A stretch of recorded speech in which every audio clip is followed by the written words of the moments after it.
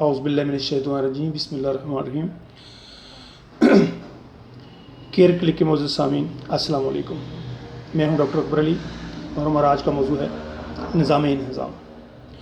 نظام انہضام کا سب سے پہلا جز معدہ، جسے ہم اسٹامک کے نام سے جانتے ہیں۔ ہم جو بھی چیز کھاتے ہیں یا پیتے ہیں، منہ کے راستے گلے سے ہوتی ہوئی ایسوفیگس کے ذریعے معدے میں پہنچتی ہے۔ معدہ اس کے ساتھ کچھ کیمیائی اور کچھ حرکاتی عمل کرتا ہے، اس میں انزائم شامل کرتا ہے، اور معدے کی جو دیواریں ہوتی ہیں بڑی لچکیلی قسم کی دیواریں ہوتی ہیں، ان میں اور بہت ساری پرتیں ہوتی ہیں۔ ان کی حرکات سے کھانا اس قابل ہو جاتا ہے کہ اسے ہضم کے لیے آگے اگلے حصے میں یعنی ڈوڈینم میں جسے ہم چھوٹی آنت کہتے ہیں، وہاں بھیج دیا جاتا ہے۔ اگر ہمارے معدے کو کوئی پرابلم ہو جائے، ہمارے معدے میں ایک تیزاب پایا جاتا ہے جسے ہائیڈروکلورک ایسڈ HCl کے نام سے جانا جاتا ہے۔ اگر اس کی تیزاب کی کمی بیشی ہو جائے، تقریباً 1.5 لیٹر کے قریب تیزاب ہر نارمل انسان میں پایا جاتا ہے، اگر اس کی کمی بیشی ہو جائے تو ہمارے کھانے کے ساتھ اسی طرح کا سلوک ہوتا ہے۔ اگر زیادتی ہو جائے تو ہمیں تیزابیت، جلن وغیرہ شروع ہو جاتی ہے، اور اگر اس کی کمی ہو جائے تو کھانا ہضم نہیں ہوتا۔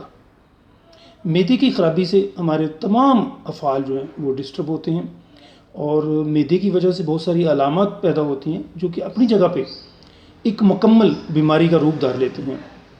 نظام انہضام کی خرابی میں سب سے پہلا جو معدہ جس کی ہم بات کر رہے ہیں، اگر اس میں کوئی خرابی پیدا ہو جائے، وہ اپنا کام صحیح طور پہ انجام نہ دے، تو ہمیں کون سی علامات یا کون سی بیماریاں پیدا ہو سکتی ہیں، ان کی ہم ذرا تفصیل بتاتے ہیں آپ کو۔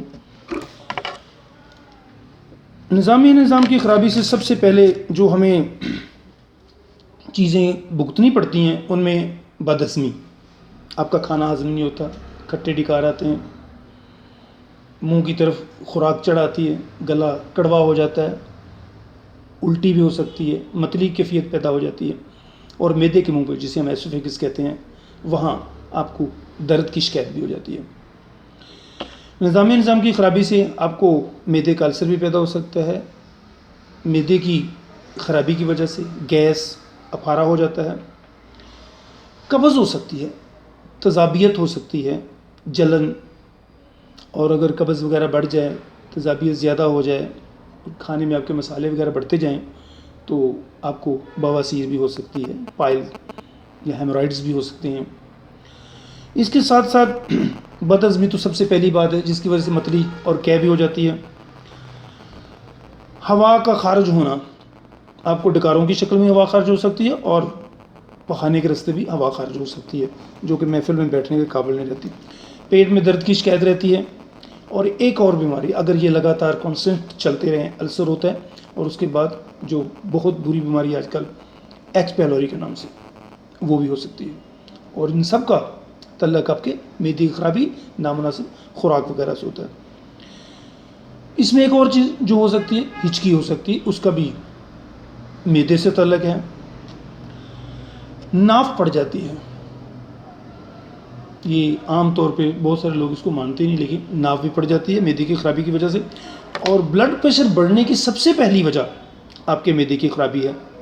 سستی، کاہلی، تھکن، اور اس کے ساتھ ساتھ معدے کی خرابی کی وجہ سے آپ کو یرقان اور ہیپاٹائٹس بھی ہو سکتا ہے۔